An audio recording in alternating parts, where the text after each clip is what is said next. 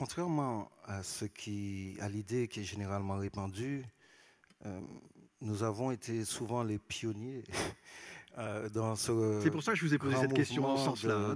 de décentralisation, et je dirais de domiciliation d'un pouvoir, de compétences à l'échelle locale. Mais ça n'a pas été un combat facile. Et quels que soient les gouvernements en face, il y a eu beaucoup de rigidité. Et il y a encore beaucoup de rigidité face à cette aspiration à prendre sur place un certain nombre de mesures qui relèvent du bon sens. On parlait de coopération. Comment a-t-on pu nous priver ou vouloir nous priver d'échanger avec nos voisins de la Caraïbe?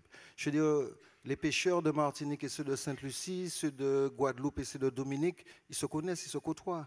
Et nous avons des enfants des deux côtés dans les îles. Et cette surdité et cette cécité de l'État a pénalisé l'efficacité de nos politiques publiques. Ça, je crois qu'il faut le reconnaître avec une certaine force pour pouvoir en tirer des enseignements sur les politiques à mener à l'avenir. Quoi qu'il en soit, malgré les difficultés, malgré le parcours du combattant, aujourd'hui, la Martinique, comme la Guadeloupe, est membre de l'Association des États de la Caraïbe et de l'Organisation des États de la Caraïbe orientale. Donc, il y a un cap qui a été franchi. Nous sommes reconnus et acceptés par nos voisins et cette coopération peut enfin démarrer sur des bases un peu plus claires, un peu plus saines. Parce que pendant longtemps, même lorsque nos représentants, présidents de région, allaient siéger dans ces organismes-là au titre de la France, mais il fallait qu'ils attendent d'avoir les ordres du ministère pour leur dire quel discours tenir, comment voter, etc. C'est proprement inadmissible. Dans vos territoires, le département et région ont été fusionnés. Est-ce que ça, c'est une expérimentation intéressante? Oui, c'est une expérimentation intéressante, mais qui relève là aussi du bon sens.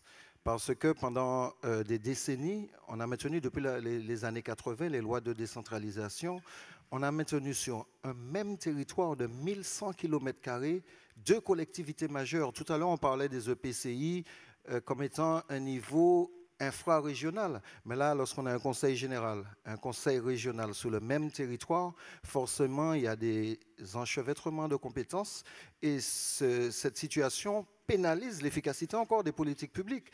Parce que, je prends un exemple concret. Sous les routes nationales, chez nous, sont gérées par la collectivité régionale. Et les routes départementales par le conseil général. Et quid des intersections? C'était toujours le parent faible, c'est là qu'il y avait le moins d'investissement. Et vous voyez qu'on était arrivé à un niveau d'aberration qui pénalisait la lisibilité même de l'action des politiques et qui tendait à déresponsabiliser un peu tout le monde, parce que lorsqu'il y a trop de responsables, chacun peut se cacher l'un derrière l'autre.